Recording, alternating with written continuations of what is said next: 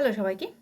আজকে আমরা ক্লাস 8 এর লেসন 6 এর দ্য সি, যেটা জেমস রেভিসের লেখা, এটা আমি অলরেডি তোমাদেরকে এক্সপ্লেনেশন করে দেখিয়েছি। তো এটার থেকে 57 পেজে দেখো এটার কোশ্চেন আনসারগুলো আছে, কোশ্চেন আনসারগুলো ভালোভাবে বুঝবো। ওকে, তো শুরু করা যাক। চলো, কোশ্চেন আনসারগুলো কী রয়েছে, বেশি কোশ্চেনই, মাত্র 4টা কোশ্চেন আছে। What does the sea look like? সিটাকে বা সমুদ্রটাকে কীরকম দেখতে লাগে? The sea looks like a hungry dog. যেহেতু এখানটা ডাজ আছে, ভার্বটা কিন্তু যখন তুমি আনসার লিখবে তখন ভার্বের সাথে এস বা ইয়েস হবে। তাহলে the sea looks like a hungry dog, সিটাকে একটা হাংরি ডগের মতন, ক্ষুধার্ত কুকুরের মতন দেখায়। Who rocks in the stormy cloud? যখন প্রচণ্ড ঝড় হয় তখন কে রক করে, মানে কে প্রচণ্ড রক করে, ইন দ্য সেন্স এখানটা কে নিজের আসল রূপটা দেখায়।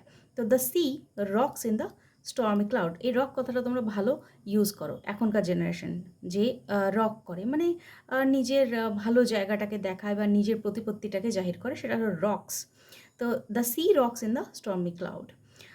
Wire does the sea shake in his wet sides like a dog?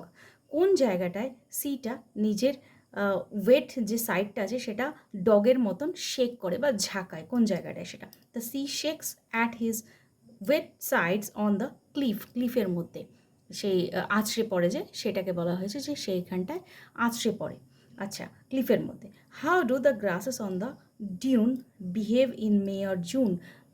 June বা মে মাসে গ্রাসেস, আমাদের যে ওখানে যে গ্রাসেসগুলো আছে বা ডিউনের, সেগুলো কীরকম করে বিহেভ করে?